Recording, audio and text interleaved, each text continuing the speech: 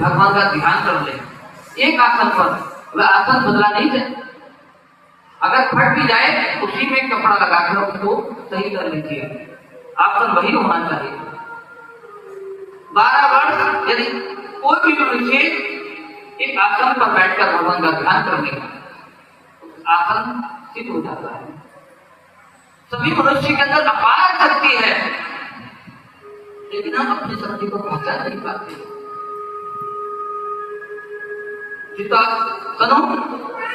आसन को सिद्ध करना है, जिस श्वास को सिद्ध करना है। अभी श्वास कैसे सिद्ध होगी? हम सभी मनुष्य को पूरक कुंभक रेचक विधि से प्राणायाम करना चाहिए, अनुलोम विलोम करना चाहिए।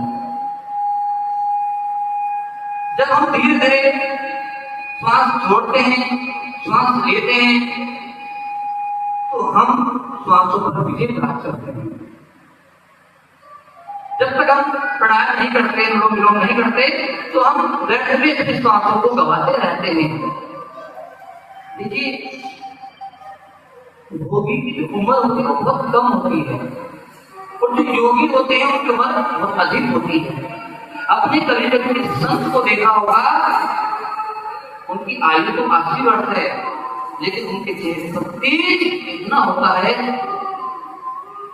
कि 20 वर्ष 25 वर्ष के युवा के चेहरे पर भी ऐसा तेज नहीं होता। वह सब तेज उनकी बुद्धि का, उनकी सांस का। हमें अपनी इंद्रियों को अपने बस में करना है, कि जो मनुष्य अपनी इंद्रियों को अपने बस में कर लेता है वही जितेंद्रिय कहलाता है। 5 कर्मेंद्रियां और 5 ज्ञानेंद्रियां।